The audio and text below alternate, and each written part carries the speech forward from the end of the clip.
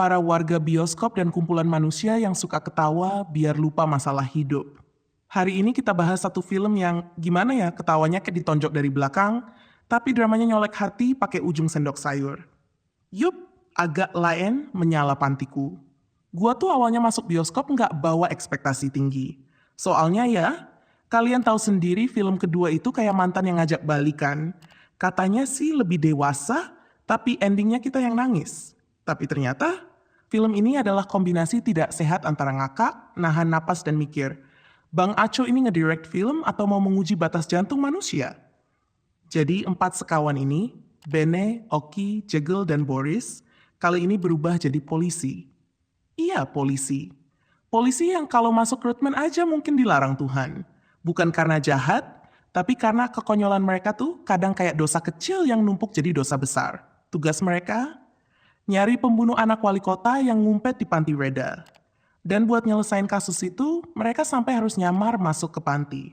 Plotnya tuh udah kayak Mission Impossible, Lancia Protocol. Tapi versi yang budgetnya dialokasiin buat might scene, bukan CGI. Dari sini aja atmosfer komedinya udah kebaca. Tapi, yang bikin film ini beda adalah, komedinya bukan cuma banyak, tapi timingnya gila.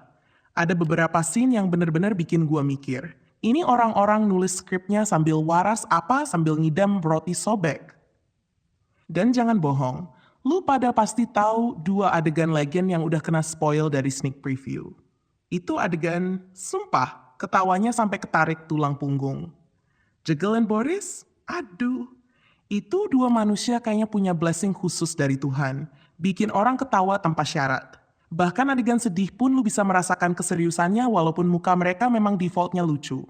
Nah, film ini tuh mencoba nambahin porsi drama. Masalahnya, 4 komika ngelakuin adegan sedih tuh kayak lihat kucing berusaha buka pintu sendiri. Menggemaskan. Tapi lu tahu itu belum natural. Serius, gua tahu mereka berusaha. Tapi kadang terlihat kayak, bro, itu bukan ekspresi sedih, itu ekspresi habis makan cabai rawit. Tapi gua apresiasi niatnya.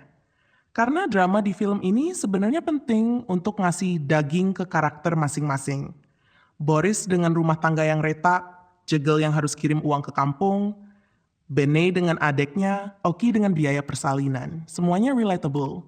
Relatable secara ekonomi alias menderita bersama rakyat jelata. Oke, ini bagian yang bikin gua mau lempar sandal. Adegan ciuman Boris dan Oki. Gua ngerti konteks komedi. Tapi please, itu vulgar, unnecessary, dan bikin satu studio mikir, bro, apa tadi? Terus ada karakter Kochim. Kenapa dia pura-pura budak? Kenapa dia tiba-tiba jago berantem? Apakah dia alumni perguruan silat gaib? Gak ada penjelasan. Plot hole-nya tuh kayak lubang jalanan habis musim hujan.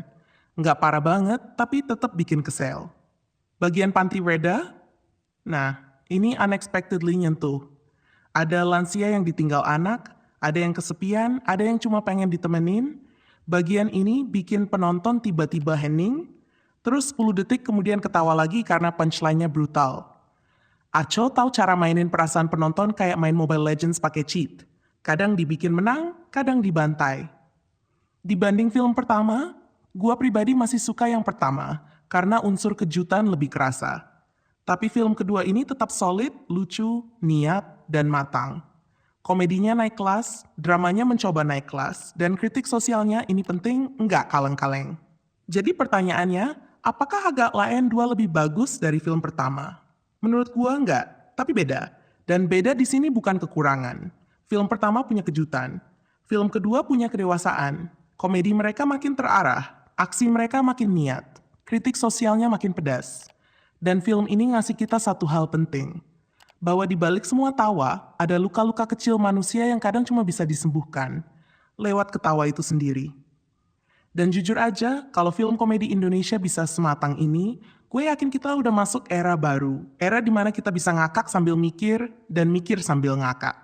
Tapi tetap worth it buat ditonton. Dan kalau lu nontonnya rame-rame, tawanya bisa kayak konser metal bro. Oke, segitu dulu. Komen di bawah, lu tim film pertama atau film kedua, dan adegan mana yang bikin lu mikir, anjir ini film apa prank? Dan hati-hati tawa lu bisa meledak kapan aja. Gue udah peringatkan. Bye-bye.